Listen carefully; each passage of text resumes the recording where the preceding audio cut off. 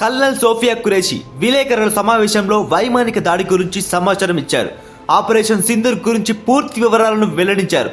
ఖురేషీ విలేకరుల సమావేశంలో colonel Sophia మాట్లాడుతూ అమాయక పర్యాటకుల వారి కుటుంబాలను న్యాయం చేయడానికి ఆపరేషన్ సింధూర్ ప్రారంభించినట్లు వెల్లడించారు. గుజరాత్ లోని వండోదరకు చెందిన ఖురేషీ సోఫియా భారత సైన్యంలో లెఫ్టినెంట్ కల్నల్ హోదాలో ఉన్న అధికారి. ప్రస్తుతం ఆమె సిగ్నల్ కార్ప్స్ లో సేవలందిస్తున్నారు. భారత సైన్యంలో తొలి మహిళా అధికారిని ఖురేషీ సోఫియా. 2016లో నిర్వహించిన ఎక్సర్సైజ్ ఫోర్స్ 18 అనే అంతర్జాతీయ సైనిక గ్రూప్ లో ఆమె భారత బలగాలకు నాయకత్వం వహించారు. అందులో పాల్గొన్న 18 దేశాల బృందాల్లో ఆమె ఒక్కరే మహిళా నాయకురాలు కావడం విశేషం. ఐక్యరాజ్య సమితి శాంతి బలగాల్లో కూడా 6 ఏళ్ల పాటు సోఫియా ఖురేషీ తన సేవలందించారు. 2006లో కాంగోలో జరిగిన మిషన్ లో ఆమె కీలక పాత్ర పోషించారు.